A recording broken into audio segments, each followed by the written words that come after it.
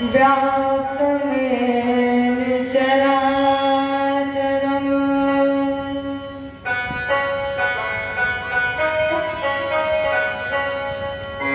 तत्पदं दर्शितं मे तस्मै श्री गुरुवे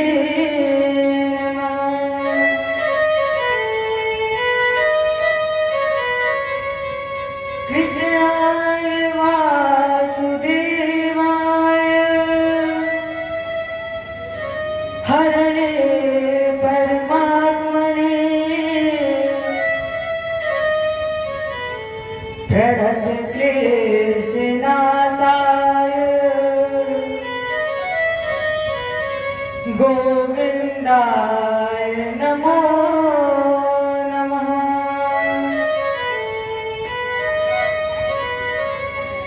व्रजे वसन्तं नवनीतचौरम्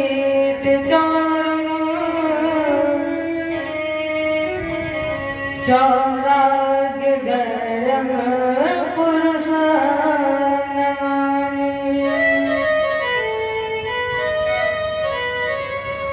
नारायणं नमस्कृत्य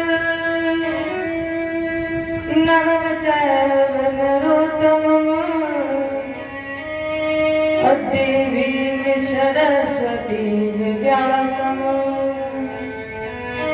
ततो जयमुदीरये।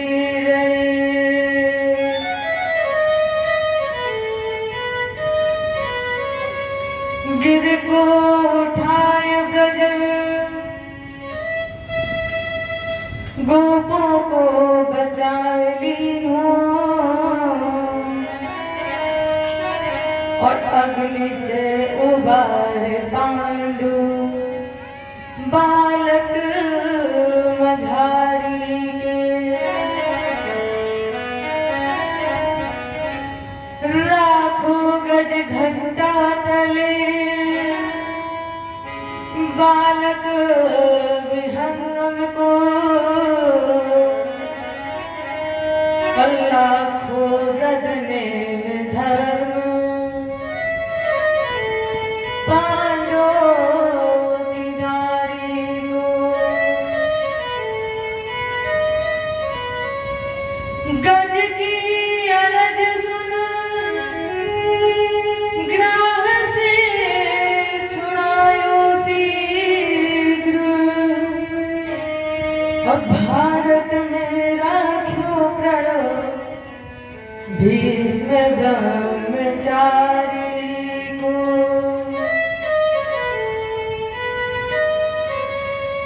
तीन विगतापहारी संत सुखकारी है जो अमोहे तो भरोसवाही सावले बिहारी को।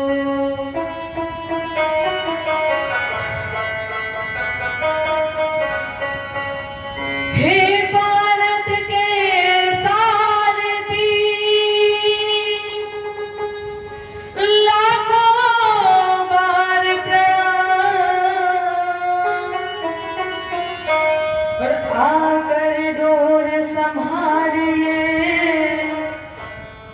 मन की छुट्टी लगा।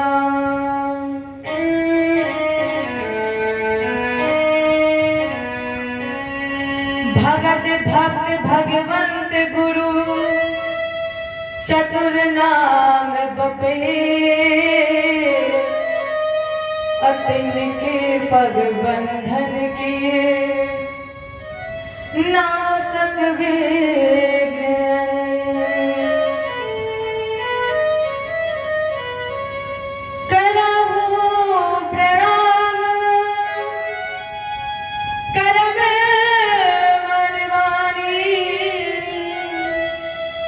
करहु कृपा सेवक सुत जाई।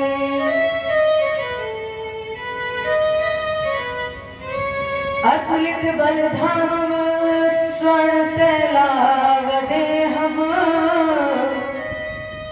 अदनुजबल कृशानम ज्ञानिनामग्रणम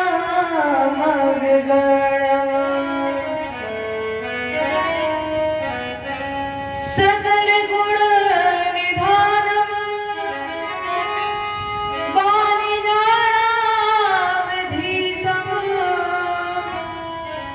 और रघुपत प्रिय भक्तम वात जातम नमामि। जय बोली कृष्ण भगवान की जय, रामचंद्र की जय, उमापति महादेव की जय, आदिशक्ति दुर्गे मैया की जय, भागवत भगवान की जय, बजरंगबली की जय। जय जय श्री राधे ओ।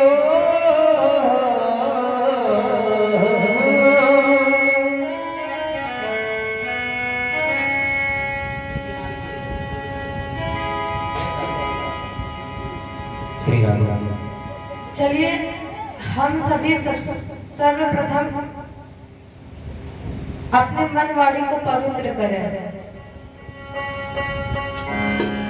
और जब एक भक्त बिहारी जी के दर्शन करने के लिए गया तो आपने देखा होगा जब वृंदावन में बाके बिहारी जी के दर्शन करने जाओ तो हर 5 मिनट में पर्दा बंद कर दिया जाता है।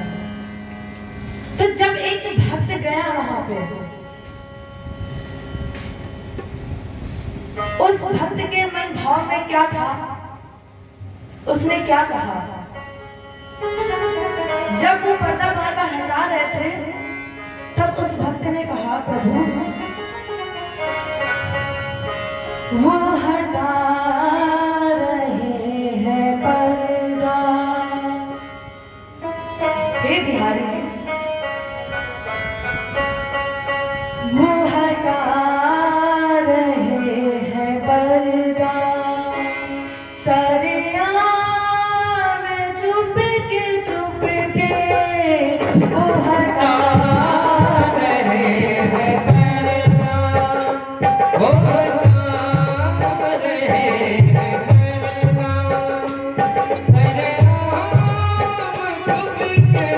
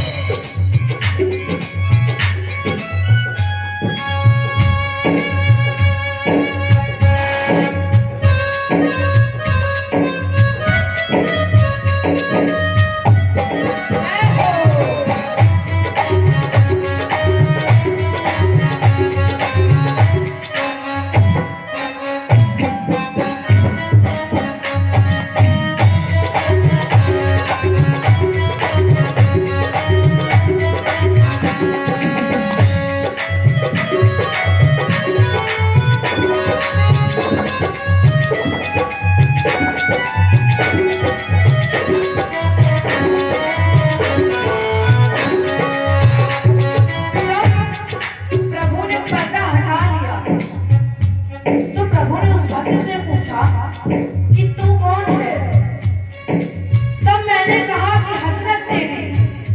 उसने कहा देखता है क्या? मैंने कहा सूरत तेरी।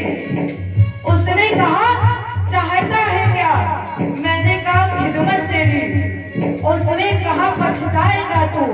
मैंने कहा किस्मत तेरी। वो हटा रहे हैं पर्दा, वो हटा रहे हैं पर्दा, सारे आम चुप के वो हटा रहे हैं पर्दा, सारे आम चुप के वो हटा रहे हैं पर्दा।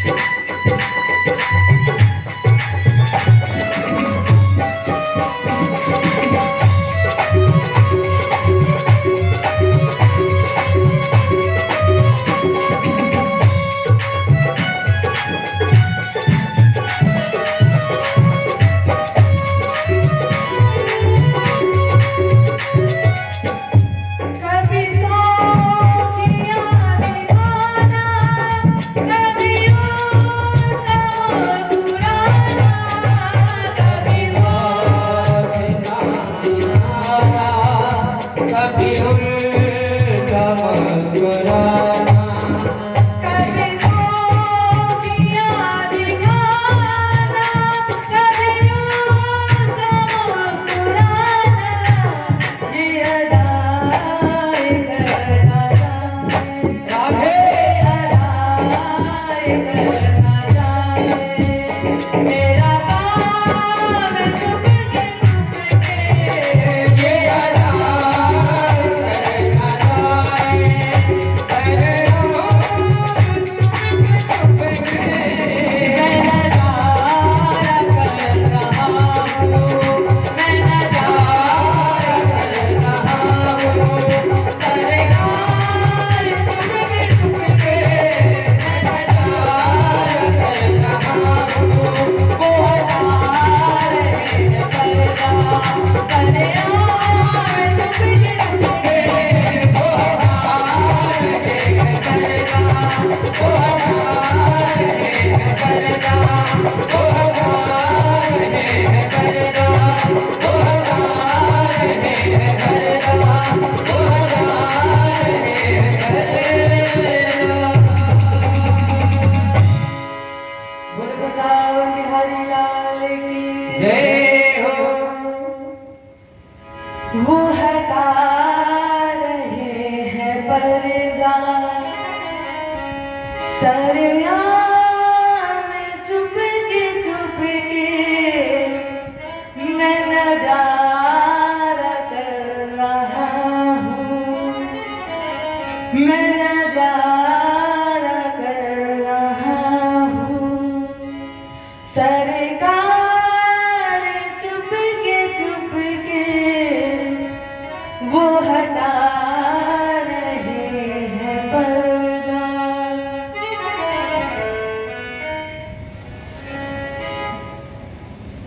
कल हमारे बीच बहुत ही धूमधाम से कृष्ण जन्मोत्सव मनाया गया। इधर जब आकाशवाणी द्वारा कंस को पता चला कि उसके काल का जन्म हो चुका है, तो कंस घबरा गया। तुरंत उसने सभा बुलाई और अपने सैनिकों से कहा कि मेरे शत्रु का जन्म हो चुका है और वो कब मुझे मार देगा मुझे नहीं पता। मैं नहीं चाहता कि वो बड़ा होकर के मुझे मार दे। तो कंस ने कहा कि जाओ, जितने भी बच्चे जन्मे हैं सभी बच्चों को मार दो। पहले तो सैनिकों ने पूछा था कि हम ढूंढेंगे कहाँ उसे, जो बच्चा जन्म ले चुका है हम उसको ढूंढेंगे कहाँ। तो कंस ने कहा कि 84 कोस ब्रज भूमि में जितने भी बच्चे जन्मे हैं सभी बच्चों को मार दो। अब उस सभा में चर्चा उठी कि मारने के लिए जाएगा कौन।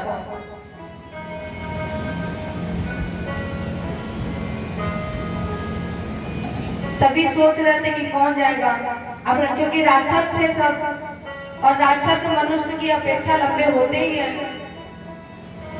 उसमें से बैठी थी, उस सभा में बैठी थी पूतना। पूतना ने कहा भैया मैं जाऊंगी और जितने भी 84 कोस ब्रज भूमि में बच्चे जन्मे हैं ना सभी बच्चों को मार दूंगी।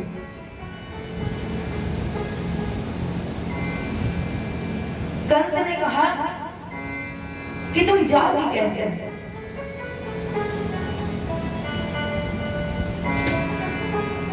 तो पूतना ने कहा मैं अपना भेष बदल लूंगी और अपने स्तनों पर जहर लगा लूंगी। जितने भी बच्चे जन्मे हैं सबको जहर भरा हुआ स्तन में पिलाऊंगी। तो कंस ने पूतना को जाने का आदेश दिया, पूतना को जाने की आज्ञा दी।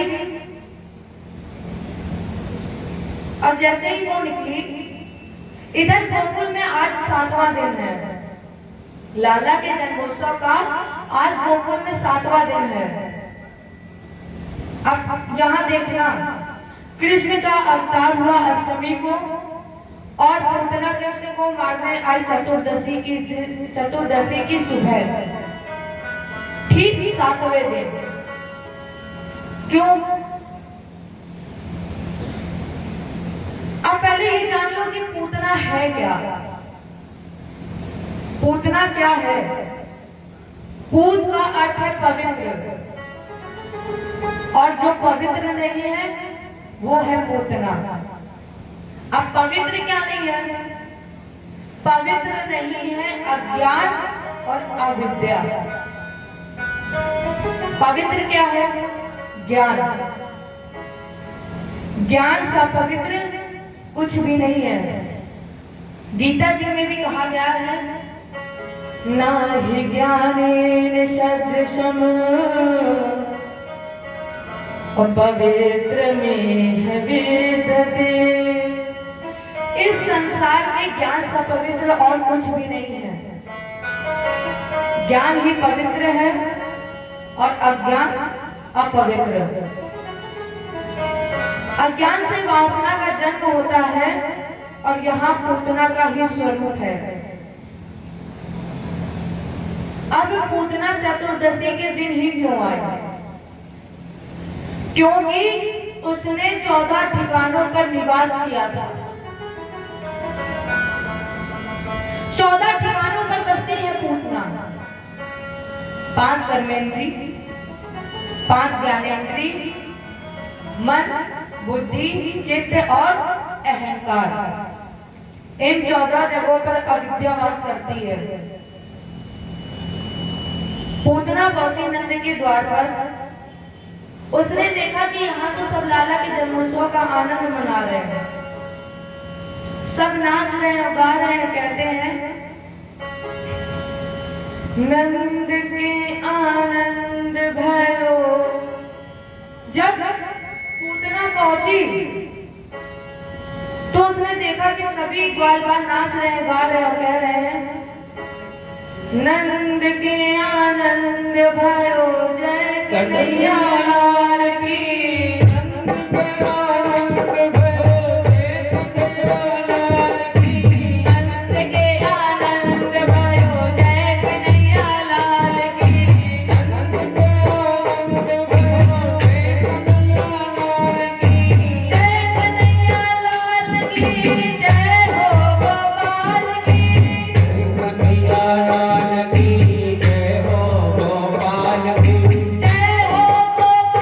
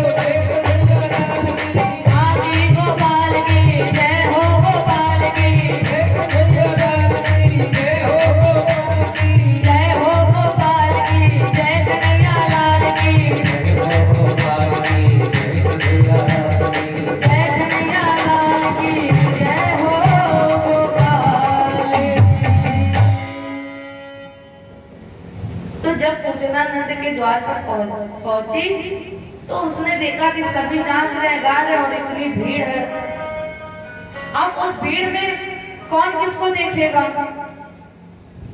अब क्योंकि वो राक्षसी थी, थोड़ी ज्यादा लंबी थी, सभी अपने में मग्न थे। पूतना जितने भी बच्चे जन्मे थे सभी को मारती जा रही थी। पूतना केवल शिशु को मारती है, शिशु वह को नहीं। क्यों? क्योंकि जो व्यक्ति तुर्गया अवस्था में प्रभु के एक साथ हो जाता है, प्रभु के साथ एक हो जाता है, उसे पूतना अज्ञान कभी मार ही नहीं सकती है। जो तुर्गया अवस्था में प्रभु के साथ एक हो जाता है, उसे पूतना कभी मार ही नहीं सकती। पूतना 3 वर्ष के अंदर सभी बालकों को मारती जा रही थी। इस बात का अर्थ ये है कि जो तत्व रज और तम इन तीनों गुणों में फंसा हुआ है उसे पूतना मारती है। माया में फंसे हुए व्यक्ति को पूतना मारती है। बच्चों को मारते मारते पूतना यशोदा के द्वार पर पहुंची। जब पूतना आई तब उस समय गोकुल की गाय वन में चलने गई थी और नंद जी मथुरा गए हुए थे। यशोदा ने देखा और देखते ही बोली, आओ बहना, कहां से आई हो? पूतना बोली, आई कहां से हो? हमने सुना है कि तुम्हारे घर लाला हुआ है, तो सोचा कि आशीर्वाद दे के चले आते हैं। मैं आपके लाला को आशीर्वाद देने के लिए आई हूँ। तो मैया ने सोचा कि कोई ब्राह्मणी होगी, तो इन्होंने कहा कि आप यहाँ पे बैठिए, मैं जलपान की व्यवस्था में जा रही हूँ। अब जब कोई अतिथि आता है तो सबसे पहले उसको बैठाकर जलपान नाश्ता कराया जाता है। तो पूतना ने कहा कि आप यहाँ पे बैठिए, तब तक मैं आती हूँ, आपके लिए जलपान लेकर आ रही हूँ। यशोदा जी अंदर चली गई। पूतना ने इधर उधर देखा कि कोई देख तो नहीं रहा है। जब इधर उधर कोई नहीं देख रहा था तो पूतना कन्हैया के पालने के पास पहुंची। पूतना ने घूंघट ओढ़ा था। जैसे ही वो पालने के पास पहुंची और उस घूंघट को उठाया तो हमारे प्रभु ने आंख बंद कर ली। परीक्षित ने प्रश्न किया, महाराज जी, भगवान ने पूतना को देखकर आंख क्यों बंद कर ली? तो सुखदेव जी ने कहा, राजन, भगवान ने आंख बंद इसलिए कर ली कि प्रभु के मन में एक ग्लानि हो गई। महाराज जी, कौन सी ग्लानि? क्या ग्लानि हो गई है प्रभु को? तो सुखदेव जी ने कहा कि प्रभु को ग्लानि ये हो गई थी मन में। उन्होंने कहा कि मेरे 24 अवतारों में 2 ही अवतार श्रेष्ठ हैं, रामावतार और कृष्णावतार। और दोनों ही अवतारों में सर्वप्रथम राक्षसी को ही मारना पड़ा। रामावतार में ताड़का को और कृष्णावतार में पूतना को। इसलिए प्रभु के मन में ग्लानि हो गई और ग्लानि की वजह से ही गोविंद ने अपनी आंख बंद कर ली। पूतना ने देखा सब बाहर नाचने गाने में लगे हैं, तो लाला को तुरंत गोदी में उठा लिया। जैसे ही कन्हैया को गोदी में लिया, उसके बाद कन्हैया को जहर लगा हुआ स्तनपान कराने लगी। प्रभु बड़े प्रेम से पीते जा रहे हैं। तो पूतना ने सोचा कि अभी 1-2 घूंट पिएगा और जैसे ही मुंह के अंदर जाएगा तो ये मर जाएगा। तो सुखदेव जी ने कहा, एक प्रश्न यहाँ पे उठा कि कन्हैया बड़े आराम से दूध पीते जा रहा है। तो सुखदेव जी महाराज कहते हैं कि प्रभु ने स्तनपान किया और दूसरा हाथ से पकड़ लिया और ये जहर लगा हुआ स्तन पीते जा रहे थे। 5 मिनट हुए, कोई असर नहीं हुआ। 10 मिनट हुए, कोई असर नहीं हुआ। ऐसे 15-20 मिनट तक पूतना देखती रही और वो सोच रही है कि प्रभु जहर भरा हुआ स्तनपान करना है और अभी तक इनको कुछ हुआ भी नहीं। ऐसा लग रहा कि कोई चमत्कार ही है ये। जैसे ही मेरे गोविंद ने दूध पीते पीते उसके प्राणों का आकर्षण किया, प्राण खींचने लगे अपनी तरफ। तो जब प्राण खींचने लगे तो वो जोर से चिल्लाने लगे, प्रभु छोड़ दीजिए, प्रभु माफ कर दीजिए, छोड़ दीजिए मुझे। जब कन्हैया को बार बार बोले कि कन्हैया छोड़ दो, तो कन्हैया ने कहा, मैं ऐसे छोड़ने वाला थोड़ी ना हूं। अब तो उतना सोचिए, अरे बाप रे, ये तो 7 दिन का बालक भी बोलने लगा। ये लगता है कि कोई चमत्कारी है। पूतना जब छोड़ छोड़ चिल्लाने लगी तो कन्हैया बोले, अब जब पकड़ लिया है ना तो अब मैं ऐसे छोड़ूंगा नहीं। और जैसे ही पूतना जमीन पर गिरी तो उसके प्राण निकल गए। और जब वो जमीन पर गिरी तो उसने विशाल रूप धारण कर लिया। इसी तरह से पूतना का वध हो गया। सुखदेव जी कहते हैं कि पूतना जब जमीन पर गिरी तब उसका शरीर 18 किलोमीटर का हो गया। 6 कोस का हो गया पूतना का शरीर मरते समय। इतना विकराल रूप हुआ, जितने बाग बगीचे थे सब पूतना के नीचे आकर दब गए, सब चकनाचूर हो गए। जब कंस को ये बात पता चली कि पूतना अब नहीं रही, तो फिर कंस ने सकटासुर को भेजा। नंद बाबा मथुरा से आ गए तो उन्होंने बहुत गौएं दान की। जब सकटासुर आया तो इधर यशोदा जी अपने कामों में लगी थी, गोपियों का सम्मान करने में लगी थी। गोपियों का सम्मान करने में जब ये लगी थी तो इन्होंने लाला को भुला दिया। अब जब कोई घर पे काम करता है तो यशोदा जी ने घर पे काम करने के लिए, गोपियों का सम्मान करने के लिए कर रही थी, तो उन्होंने लाला जी को भुला दिया। जब लाला को भुला दिया तो उसे बहुत बुरा लगा। जब उसे बुरा लगा तो लाला ने एक मजाक करने को सोचे। लाला रोने लगा। नहीं सुना तो आवाज तेज कर ली, जोर जोर से रोने लगा, हाथ पैर हिला रहा है, रो रहा है। और रोते रोते उसने देखा कि पूतना का भाई सकटासुर आ पहुंचा है। वहीं पर रखी थी एक गाड़ी। लाला ने जोर से गाड़ी को एक लात से पलट दिया और जैसे ही गाड़ी पलटी, उसमें जो दूध दही आदि माखन रखा था वो सब जमीन पर बिखर गया और सकटासुर भी उस गाड़ी के नीचे आकर दबकर मर गया। जय बोलो नंद के लाला की। ये एक ऐसा भांजा है कि कंस के द्वारा सभी खिलौनों को मारता जा रहा है, तोड़कर फेंकते जा रहा है। जब गाड़ी उल्टी तो एक बड़ा धमाका हुआ।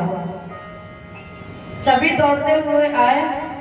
बालकों ने बताया, मैया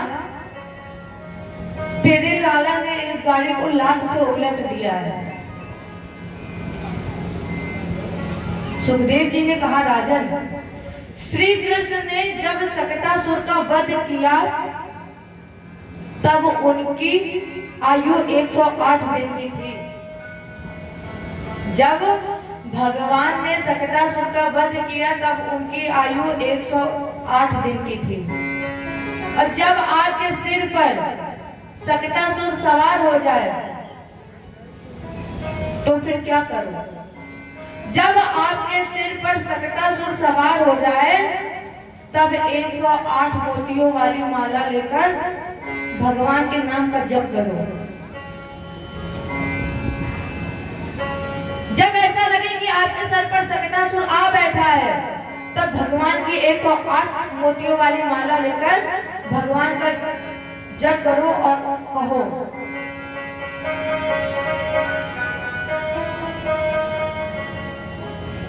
हर घड़ी याद।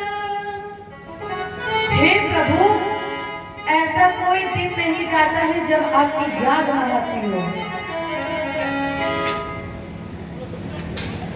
हर घड़ी याद तेरी आए सौतन बन के। जब सकटासुर सवार हो, और वैसे भी प्रभु का नाम तो छड़ छड़ में गाना चाहिए। हर घड़ी याद तेरी आए सौतन बन के। मैं फिरूं तेरे नाम की जो बन के। मैं फिरूं तेरे नाम की जो बन के। हर घड़ी याद हो, हर घड़ी याद तेरी आए सौतन बन के। मैं फिरूं तेरे नाम की जो बन के। मैं फिरूं तेरे नाम जो बन के।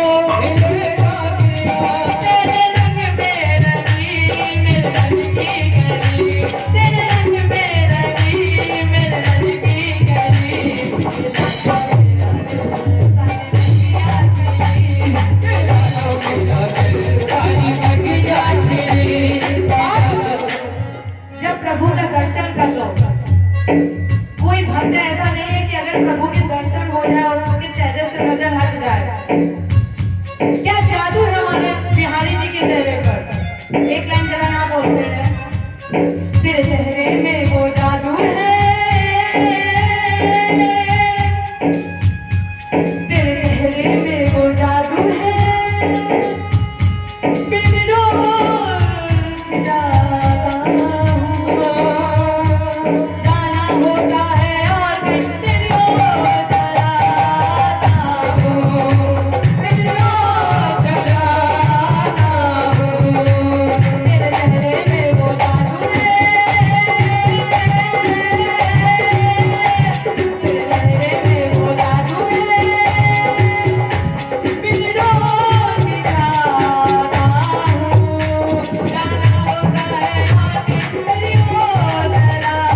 जाना होता है और बिन तेरी ओर चलाता हूँ, तेरी ओर चलाता हूँ। ये कैसा अनोखा है बंधन सजन, प्रभु ये बंधन भी कैसा है, ये कैसा अनोखा है बंधन सजन, बिना डोर के बंध गया मेरा मन, बिना डोर के बंध गया मेरा मन, बिना डोर के बंध गया मेरा मन, तू जिधर ले चला मैं उधर ही चली, तू जिधर ले चला मैं उधर ही चली, मिला तो मेरा दिल सारी बत्तियाँ खिली, मिला तो मेरा दिल सारी बत्तियाँ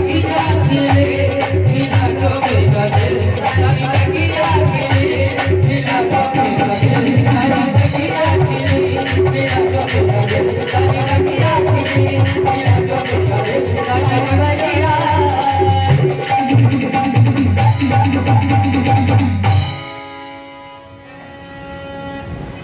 इसके बाद कंस ने श्री कृष्ण को मारने के लिए एक राक्षस और भेजा, जिसका नाम है तृणावर्त, तृणों का आवर्त या तृणों का खजाना। एक दिन यशोदा मैया श्री कृष्ण को अपनी गोद में खिला रही थी, लाल करा रही थी, प्यार कर रही थी, तो हमारे प्रभु ने देखा कि तृणावर्त आ रहा है। तृणावर्त क्या है, क्या रूप लेकर आया है? तृणावर्त बवंडर बन के आया है, वो नहीं देखा होगा चक्रवात की तरह आता है, तो तृणावर्त बवंडर का रूप लेकर आया। तो हमारे प्यारे प्रभु ने देखा कि तृणावर्त आ रहा है, अब कैसे मारा जाए? मैया यशोदा गोद में खिला रही थी, तो कन्हैया ने क्या किया, जब मैया यशोदा गोद में खिला रही थी तो हमारे प्रभु ने अपना वजन बढ़ा लिया, और इतना वजन बढ़ाया, इतना वजन बढ़ाया कि मैया यशोदा उस वजन को सहन नहीं कर पाई। अब जब वजन नहीं सहन कर पाई तो यशोदा मैया ने वहीं पर लिटा दिया, गोद से उतारकर वहीं पर लिटा दिया। तो जब वो लिटा करके अपने काम में लग गई, तृणावर्त आया और भगवान को लेकर के आकाश में उड़ गया। जब तृणावर्त आकाश में लेकर उड़ गया तब फिर भगवान ने अपना वजन बढ़ाया, इतना वजन बढ़ाया कि तृणावर्त उस वजन को सहन ना कर पाया और तृणावर्त के पखेरु उड़ गए। भगवान ने तृणावर्त का भी उद्धार कर दिया। हमारे 16 कलाओं से धरा को विभूषित करने वाले धर्म ध्वजवाहक याज्ञवल्क्य सरकार ने पूतना माने वासना, फिर सकटासुर, तृणावर्त, तृणावर्त माने तृष्णा, और जब व्यक्ति अपने जीवन से वासना और तृष्णा को मार देता है तब समाज उसे देता है यश। जब व्यक्ति अपने जीवन के वासना और तृष्णा को मार देता है तब समाज उसे देता है यश। यश माने नाम। तब उसे समाज देता है नाम। जो चर्चा आपने सुनी, इसके बाद गर्गाचार्य जी ने भगवान का नाम करण संस्कार किया। बलराम भैया का नाम बलभद्र, भद्र माने कल्याण।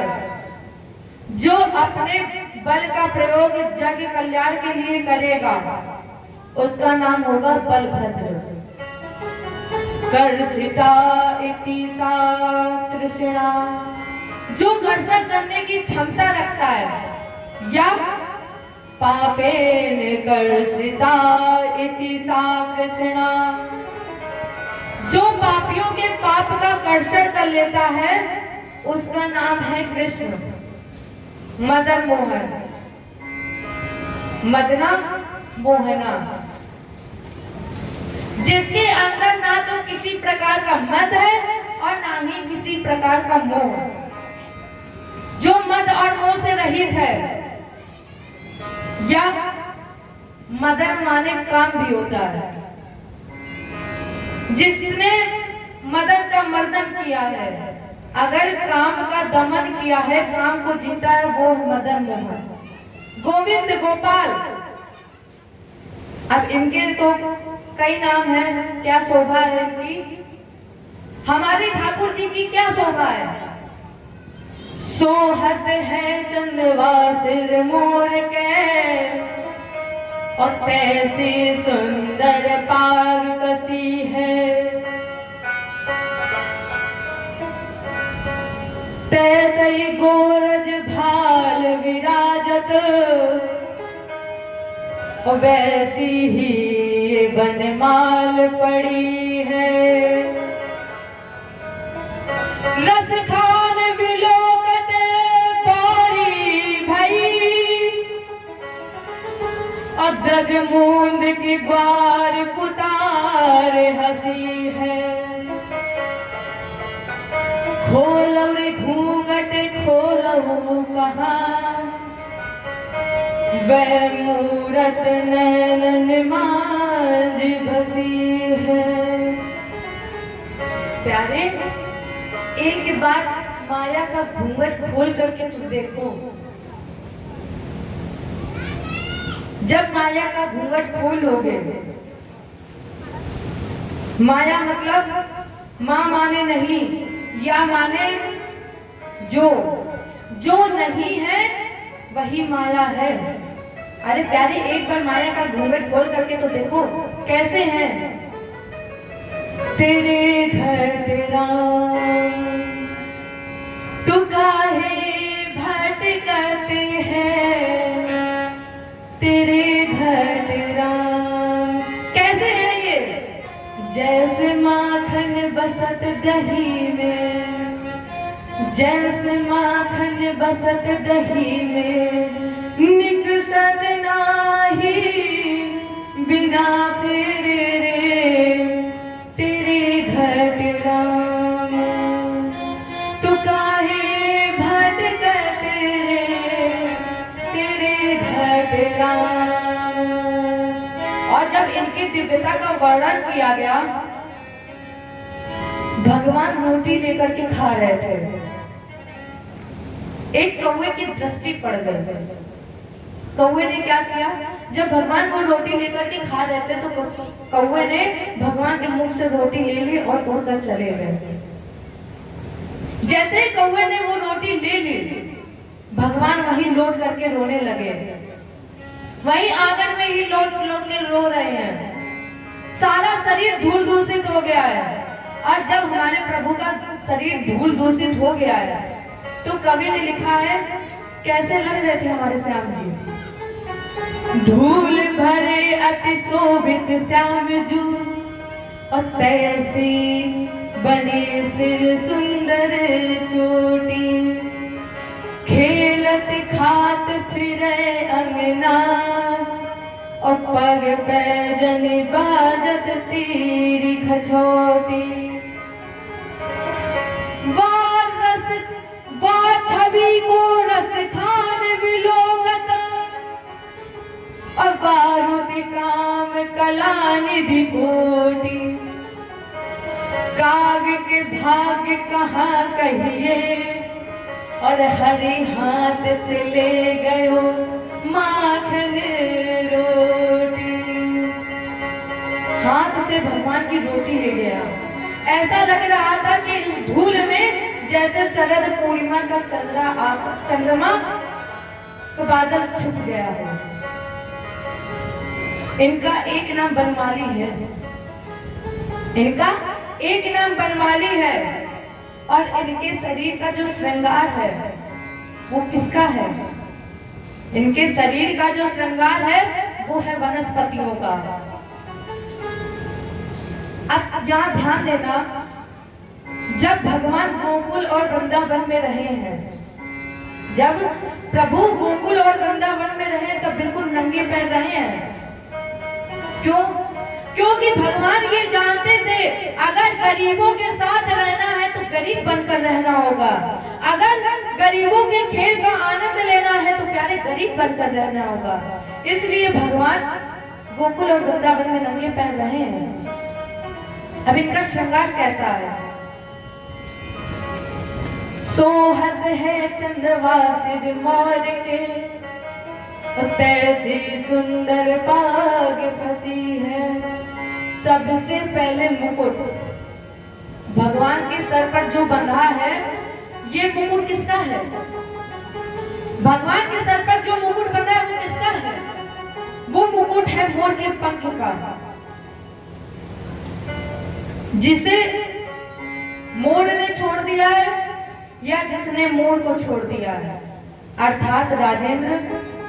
हमारे प्रभु के सर पर ताज वो बनता है कौन? या तो जिसे समाज छोड़ देती है या जो समाज छोड़ देता है, वही हमारे प्रभु के सर का ताज बनता है। जिस दिन शरीर, समाज और संसार छोड़ दोगे उस दिन परमात्मा को कहीं ढूंढना नहीं पड़ेगा, परमात्मा खुद तुम्हारे पास आएंगे। और जब शरीर, समाज, संसार छोड़ दो, परमात्मा ऐसे नहीं आएंगे कि तुमने शरीर, समाज, संसार छोड़ दिया तो परमात्मा आ जाए। शरीर, समाज, संसार छोड़ दो तब फिर 3 चीज पकड़ लो। वो 3 चीज कौन सी? भक्ति, ज्ञान और वैराग्य। जब ये 3 चीज पकड़ लोगे तब परमात्मा प्यारे तुम्हें मिल जाएंगे, तब कहीं दर दर पे भटकना नहीं पड़ेगा। इसलिए शरीर, समाज, संसार छोड़ दो और भक्ति, ज्ञान, वैराग्य पकड़ लो। क्योंकि भक्ति, ज्ञान, वैराग्य बिन छूटे न माया फंद, और बिन छूटे भेटे नहीं पूर्ण परमानंद।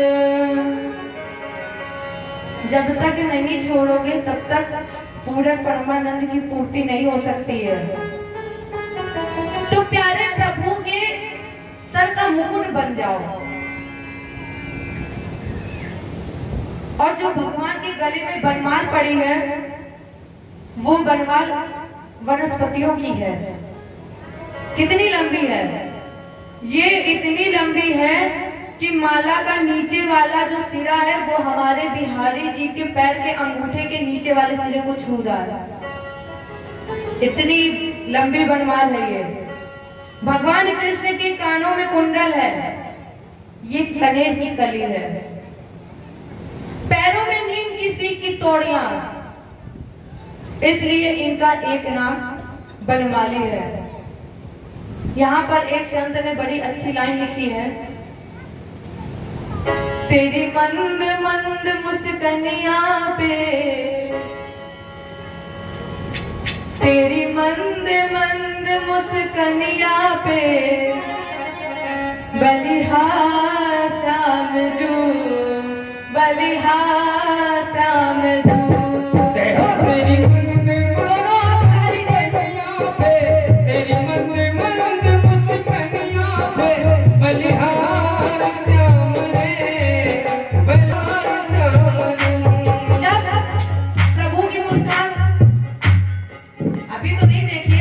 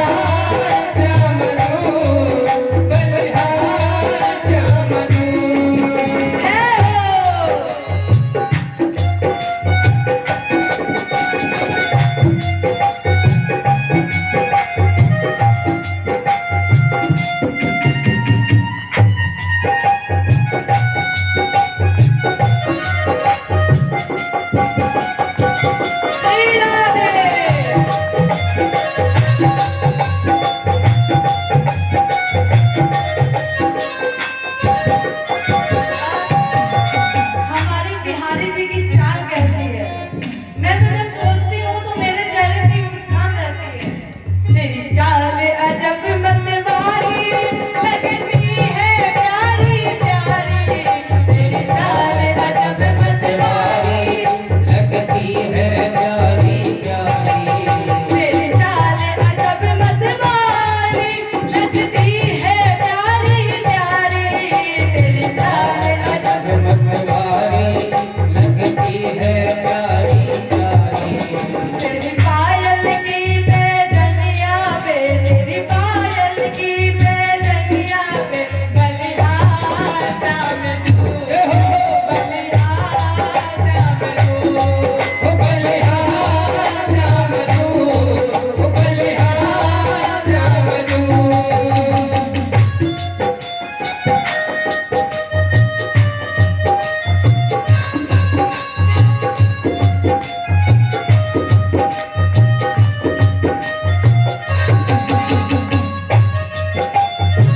जय हो।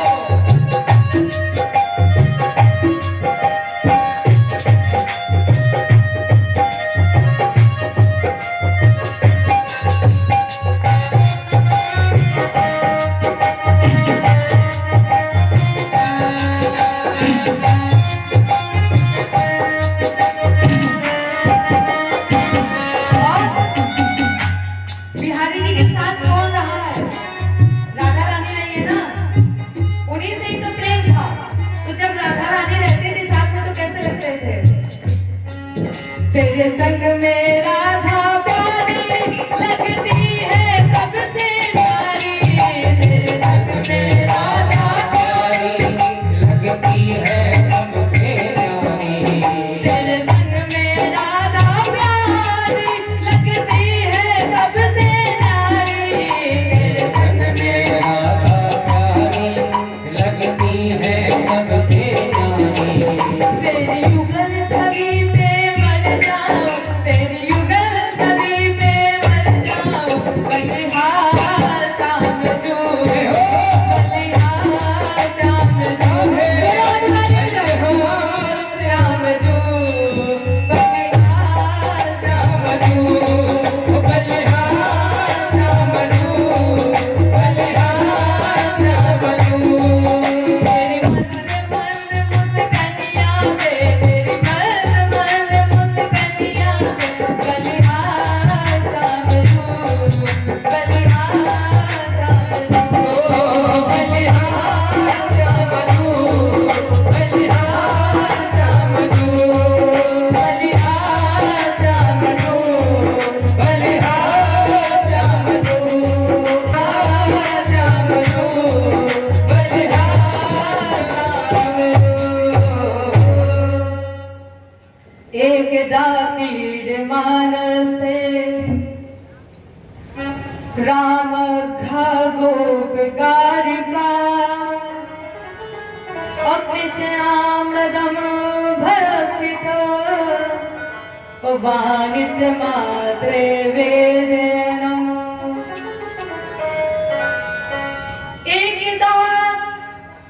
एक बार भगवान कृष्ण ने मिट्टी का भोग लगाया और जैसे ही मिट्टी का डेला मुख पर रखा, बलराम भैया ने कहा, लाला तेरे अंदर तो सारी अच्छाइयां थी, जो तू एक और अच्छाई लेकर आ गया। चल यशोदा जी के पास, चलो यशोदा मैया के पास। और लाला की पकड़ी बाह और मैया यशोदा के पास ले गए। कहा, मैया आपको एक बात बताएं? अब मैया ने पूछा, हाँ बताओ क्या बात है? मैया ये जो कन्हैया है ना, ये लाला है ना, इसने मिट्टी खाई है। मैया ने पूछा, लाला तुमने मिट्टी खाई? अब भगवान के मुंह में डेला था और भगवान ने सोचा अगर हम मुंह खोल देंगे तो कहीं वो डेला चमक ना जाए और मैया देख ना ले। तो उन्होंने धीरे से सर झुकाया, आंख बंद की और कहा, नहीं मैया। बलराम भैया का बलराम, ये तो कह रहा है कि इसने मिट्टी नहीं खाई और तुम कह रहे हो मिट्टी खाई। तो बलराम ने कहा मैया ये जो इतना सीधा बन रहा है ना, इतना सीधा है नहीं, ये इतना अभी सीधा दिख रहा है पर मैया इतना सीधा नहीं है जितना आप समझ रही हो। मैंने खुद देखा है अपनी आंखों से कि इसने मिट्टी खाई है। यशोदा जी ने कहा लाला खाई? कन्हैया ने कहा नहीं मैया। यशोदा जी ने कहा ऐसे नहीं मानूंगी। तो कन्हैया ने पूछा मैया फिर कैसे मानोगी?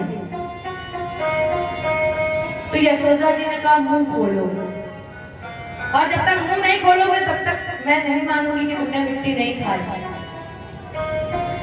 जैसे ही भगवान ने खोला वही वहां मिट्टी का ढेला नहीं था। फिर ये तो अखिल विश्वपति है ना, तो जैसे ही मुख खोला भगवान ने तो मुख के अंदर संपूर्ण ब्रह्मांड, उस ब्रह्मांड में एक गोकुल, एक यशोदा, एक कन्हैया, उसका भी मुख खुला, उसके मुख के अंदर भी एक यशोदा, एक गोकुल, एक कन्हैया। मानो पूरा सारा ब्रह्मांड कन्हैया के मुख में, और उस बाल कृष्ण के खुले हुए मुख में 7 यशोदा, 7 कृष्ण, 7 गोकुल और 7 कन्हैया। दिखरावा मातहि निज अद्भुत रूप अखंड। और बोले मैया मैं कौन हूँ? रोम रोम प्रतिलागे कोटि कोटि ब्रह्मांड। जैसे ही मैया यशोदा ने देखा, मैया यशोदा डर गई, आंख बंद हो गई, नेत्रों से आंसू छल गए। तो कन्हैया ने देखा मुझे लग रहा है कि यशोदा मैया डर गई हैं। उन्होंने मुख बंद किया और मैया यशोदा के सर पर हाथ फेरा। मैया, जैसे ही मैया ने आंख खोली कन्हैया को गोद में ले लिया। कन्हैया को जैसे गोद में लिया, कन्हैया ने पूछा, कन्हैया ने कहा मैया मैंने मिट्टी नहीं खाई। तो यशोदा मैया कहती हाँ लाला तुमने मिट्टी नहीं खाई। अब कन्हैया बोलते हाँ अब तो तुम वही पाठ बोलोगे जो हमने पढ़ा दिया है। मैया मैंने मिट्टी नहीं खाई। यशोदा जी ने कहा हाँ लाला नहीं खाई, हमें पता है नहीं खाई। कन्हैया ने कहा ना मानो तो हम मुंह खोल के दिखा दें, अगर ना मानो तो हम मुंह खोल के दिखा दें। मैया ने कहा मुख तो सपने में भी मत खोलना, अपना मुंह सपने में भी मत खोलना। सीधे गई गौशाले में, गाय की पूंछ से भगवान की नजर उतारी, गौमूत्र से स्नान कराया भगवान को। अब राजेंद्र जरा सोचिए, जिसके लिए लिखा गया है भ्रगुटि विलास सृष्टि लय होय, जिसकी भ्रगुटी उठ जाती है जन्म हो जाता है, जितनी देर भ्रगुटी रुकती है इतनी देर पालन हो जाता है, और पलक झपक जाती है इतनी देर में संहार हो जाता है। वही आज भगवान यशोदा मैया से नजर उतरवा रहे हैं। बढ़िया वस्त्र पहनाए, यशोदा जी ने काजल लगाया, तेल लगाया, बालों में कंघी बढ़िया तैयार करके गेट पर बैठा दिया। और भगवान ने जब गेट पर बैठाया तो मैया यशोदा अपने काम में लग गए। तो भगवान ने घुटुओं घुटुओं चलना प्रारंभ कर दिया। घुटुओं घुटुओं चलते चलते भगवान गौशाले में पहुंचे, जहां पानी भरा हुआ था। अच्छा, जहां बच्चों को पानी मिल जाए भरा हुआ तो छोटे बच्चे क्या कहते हैं, क्या करते हैं? उस जल में जाकर दोनों हाथ से पानी छप छप करते हैं। तो वही आज हमारे कन्हैया ने किया, घुटुए घुटुए चले और गौशाले में पहुंचे तो उसी पानी में जा करके छप छप करने लगे। और क्या किया, गाय का गोबर लिया और दोनों हाथों से मिलाया, और जैसे ही दोनों हाथों को मिलाया फिर पानी में झपकने लगे। मैया यशोदा ने देखा, दौड़ करके आई और लाला से कहा, अरे अगले जन्म में तू सुअर था क्या? अभी अभी तो मैंने नहलाया और तैयार किया था। भगवान ने बलराम भैया की तरफ देखा, हाँ भैया, मैं इतना छुप करके आया फिर भी मैया पहचान गई। बलराम भैया ने कहा, क्या पहचान गई? तो भगवान बोले, हम सबसे पहले सुअर ही तो बने थे। भगवान ने इस कल्प के प्रारंभ में सुअर का ही रूप बनाया है। तो माता जी इतनी जल्दी पहचान गई। माता जी ने फिर स्नान कराया, फिर नए वस्त्र पहनाए, फिर काजल टीका बाल तैयार करके फिर गेट पर बैठा लिया। वहीं से एक भक्त निकल रहा था, लड्डू लिए था। तो उस भक्त ने देखा, तो उस लाला से पूछा, लाला लड्डू खाओगे? तो प्रभु ने कहा, हाँ लड्डू खाऊंगा। एक लड्डू दिया, भगवान खा गए। दूसरा लड्डू दिया, भगवान ने खा लिया। जैसे ही तीसरा लड्डू दिया, भगवान बोले, अरे एक एक क्या दे रहा, पूरा डिब्बा ही दे दो ना। और जैसे ही मैया यशोदा ने कहा, तो मैया यशोदा बोली, अरे लाला अगले जन्म में तू पंडित था क्या? कन्हैया बोले, माता जी बिल्कुल ठीक पहचानी है। अभी हम कल ही तो बावन बने थे, कल ही तो भगवान ने बावन का रूप लिया था। मैया आप इतनी जल्दी पहचान गए? ये हमारे कन्हैया की लीलाएं थी। इसके बाद माखन चोरी लीला थी। इसमें प्रवेश करने से पहले एक बार गा लेते हैं गोविंद का नाम, फिर माखन चोरी लीला की तरफ चलते हैं। एक बहुत अच्छी लाइन याद आई है, मोहन तुम्हारे प्यार ने, कन्हैया मोहन तुम्हारे प्यार ने जीना सिखा दिया, मोहन तुम्हारे प्यार ने।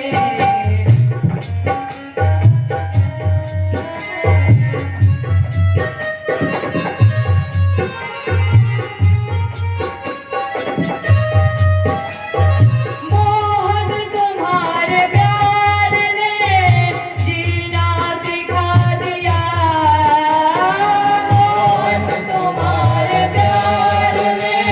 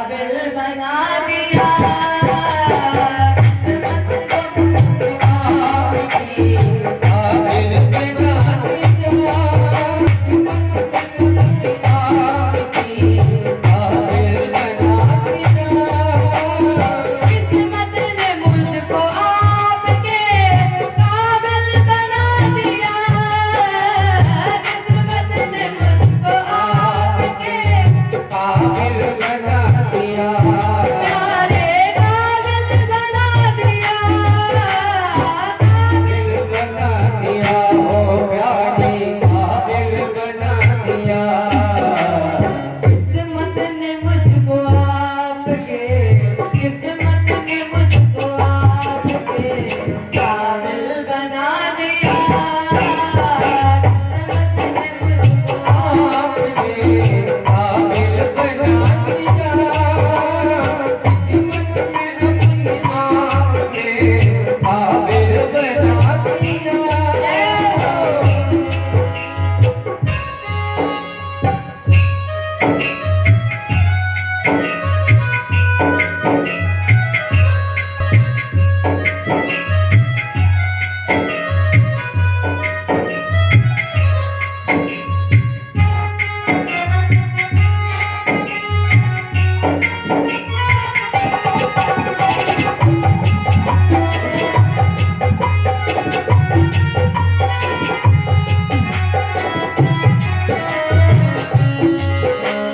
मोहन तुम्हारे प्यार ने जीना सिखा दिया।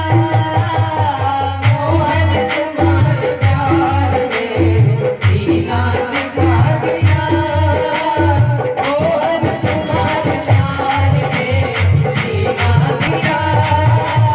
मोहन तुम्हारे प्यार ने आना तुम्हारे प्यार ने रामा तुम्हारे प्यार ने लाला तुम्हारे प्यार ने कान्हा तुम्हारे प्यार ने सारे तुम्हारे प्यार ने जीना सिखा दिया।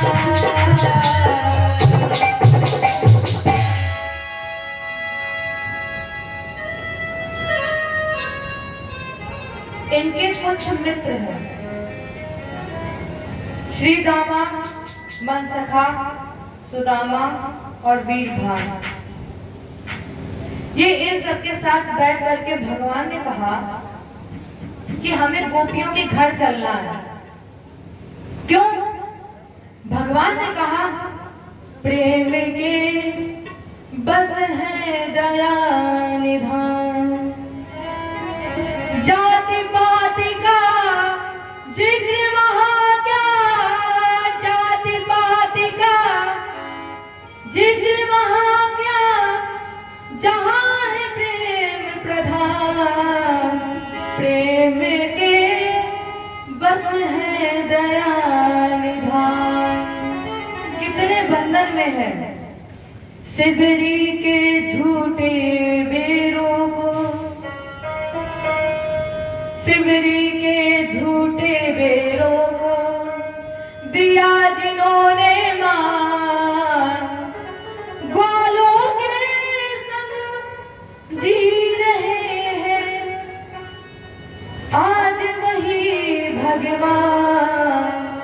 प्रेम के बस है दया निधान। प्रेम के वशीभूत है ये, प्रेम के बंधन में है ठाकुर के। गोपियां ये चाहत रखती थी कि मुझे कन्हैया का किसी ना किसी तरह से दर्शन हो जाए, किसी तरह से हमारे प्रभु का दर्शन हो जाए, कन्हैया का दर्शन हो जाए। तो भगवान ने एक योजना बना ली। भक्तों को दर्शन करने के लिए भगवान ने योजना बनाई, जिसे हम आप माखन चोरी के नाम से जानते हैं। अब जरा पहले ये विचार करिए, भगवान को क्या चोरी करने की जरूरत है? भगवान को चोरी करने की क्या जरूरत है, जिसके लिए वेदों में लिखा गया है 3 लोक 14 भवन का मालिक, जिसके पास आपकी एक तुलसी का दल रखने की जगह ना हो, उसे चोरी करने की क्या जरूरत है? उसे धन की क्या चाहत है? फिर भी गोपियों के प्रति प्रेम देखिए। परिणाम स्वरूप भगवान ने एक एक ग्वालों का काम बांट दिया। प्रत्येक गोपियों के यहाँ जाने की योजना बनाई और मनसुखा को बुलाया। मनसुखा से कहा तुम्हारा काम है कि प्रत्येक घर में जा करके देखो क्या बातचीत चल रही है, वो चाहे हमारे घर की हो चाहे तुम्हारे घर की हो, एक एक बात बताना आके। और जब चोरी होने लगी, मेरी समझ में भगवान ने चोरी की नहीं है, गोपियों ने चोरी करवाई है। एक गोपी ने मटकी अंधेरे में रख दी और बाहर से ताला लगा दिया, दरवाजे पर बच्चों और पति को बैठा दिया और कहा कि देखते रहना कहीं वो आकर के माखन ना चुरा ले। गोपियां चली, उधर से कन्हैया और उनके सखा सब खेल रहे थे, आ रहे थे खेलते खेलते। गोपियों ने कहा, लाला आज माखन नहीं खाओगे जाकर, आज चोरी नहीं करोगे जाकर।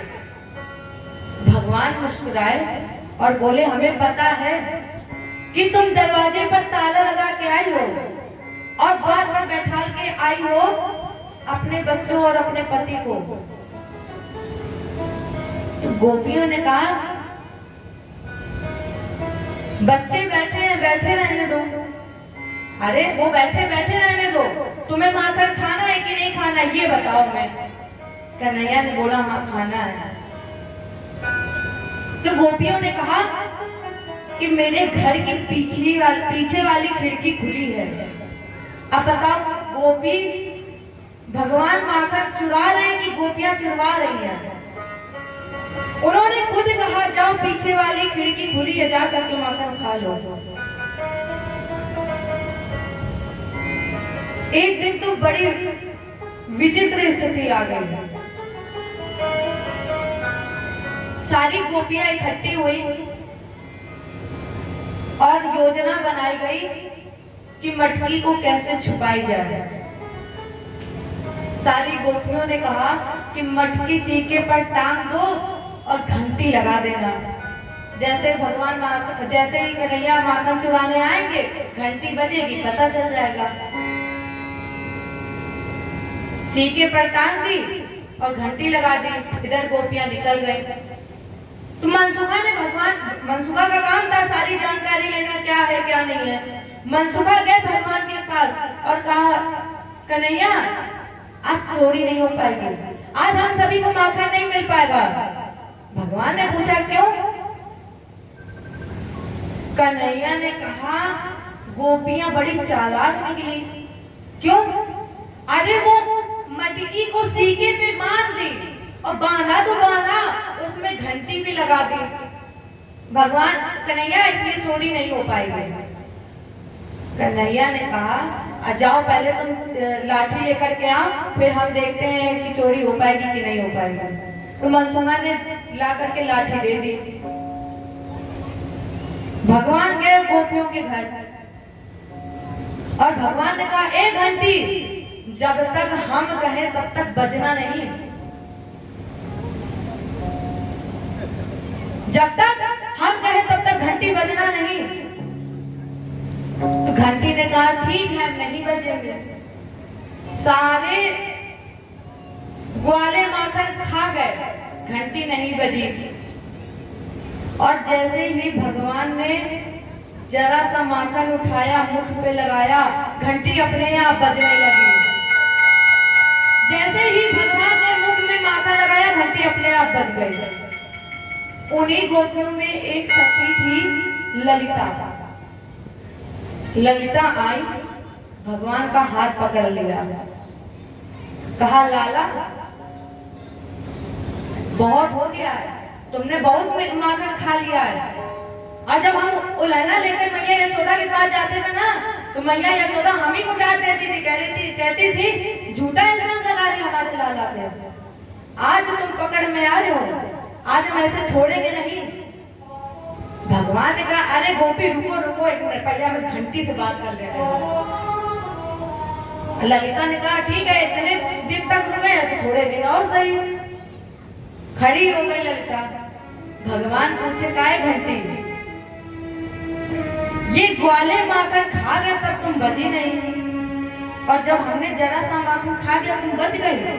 हमने मना किया था कि तुम बजना नहीं। घंटी बोली कि भगवान को जब भोग लगाया जाता है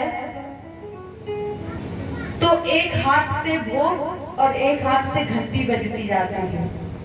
ऐसा ही होता है ना, एक हाथ से भोग लगाते हैं और एक हाथ से घंटी बजाते हैं। हमें लगा कि ये ग्वाले मांगकर खा गया। अब जब हम लोग खाना खाते तो हम लोगों में तो घंटी बजती नहीं है, तो भगवान को जब भोग लगाया जाता तभी घंटी बजती। तो हमें लगा कि आपने भोग लगाया तो लोग घंटी बजाना भूल गए, इसलिए हमने घंटी बजा दी, हम बज गए। चलो ठीक। ललिता आई, हो गई बात? कन्हैया ने कहा हाँ हो गए। चलो मैया यशोदा के पास, और पकड़ी बात। कन्हैया ने कहा गोपी छोड़ दो, आगे से हम चोरी नहीं करेंगे, आगे से माखन नहीं खाएंगे, छोड़ दो, हमको जाने दो। गोपी बोली अब हाथ में आए और छोड़ेंगे नहीं। बहुत मैया यशोदा ने कहा था ना कि मेरे लाला की झूठी खबर लेकर आती हो, माखन खाता है, नहीं खाता मेरा लाला चोरी करके माखन, घर में कमी है क्या? आज लाला तुम पकड़ में आए हो तो आज हम छोड़ेंगे नहीं। तो कन्हैया ने कहा मान जा। अच्छा एक बात बताए, हम नाच बहुत अच्छा लेते हैं, अगर तुम ये कह दो कि हम छोड़ देंगे तो हम तुम्हें नाच करके दिखाएं। अब गोपियों और ललिता तो चाहती थी कि कन्हैया नाचे हमारे सामने। तो ललिता ने कहा ठीक है, गोपियां बोली ठीक है नाच करके दिखाओ। और जब कन्हैया नाचे तो क्या हुआ? नाचे नंदलाल नचावे हर की मैया, नाचे नंदलाल नचावे हर की मैया, नाचे नंदलाल नचावे हर की मैया, नाचे नंदलाल नचावे हर की मैया, नाचे नंदलाल। ऐ हो।